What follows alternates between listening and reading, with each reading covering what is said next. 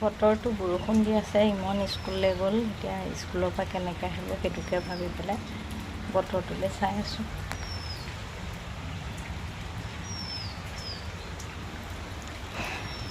সি যোৱালৈকে বৰষুণ দিয়া নাছিলে, তাৰপাছত বৰষুণ দিলেতো মই স্কুললৈ নপঠিয়াওঁৱে।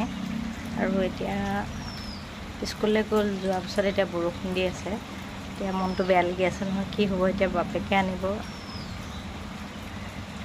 মানে বেলেগ এফালে গৈছে, বেংকলৈ গৈছে। বেংকৰ পৰা আহোঁতে লৈ আহিব। এতিয়া ছাতিও নাইকিয়া হাতত, কেনেকৈ অনা হয় সেইটোৱে মানে। বৰষুণটো এৰিলেই হয় আৰু, তাকে ভাবি আছোঁ। স্কুল মানে হেৰি হোৱালৈ, ছুটি দিয়ালৈ এৰিলেই হ'ল আৰু বৰষুণটো। তাকে চিন্তা কৰি বতৰটোলৈ চাই আছোঁ মই। আৰু আমাৰ পৰিৱেশটো চাবচোন দেই, পাহাৰ এৰিয়া। আগতে মই পাহাৰ খুব ভাল পাওঁ, পাহাৰ এতিয়া পাহাৰ এৰিয়াতে থাকোঁ যিহেতু। পৰিৱেশটো চাব দেই, আমাৰ ঘৰৰ পৰা বৰষুণ দিলে পৰিৱেশটো মানে বহুত বেছি ধুনীয়া লাগে। বৰষুণ দি থাকিলে আমাৰ ঘৰৰ পৰা দেখাই আছোঁ।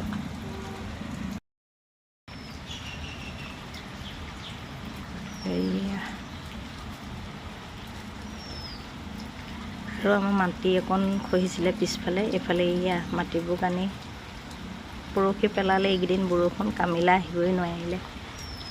বাকী এইফালে যে দেখিছে হাবিবিলাক, হাবি যেন দেখিছেহে, কিন্তু গোটেই মানুহ। ওচৰলৈ গ'লে গোটেই মানুহেই মানুহ, আঁতৰৰ পৰাহে দেখি যেন গোটেই গছ হাবি, কিন্তু ওচৰলৈ গ'লে গোটেই মানুহেই মানুহ।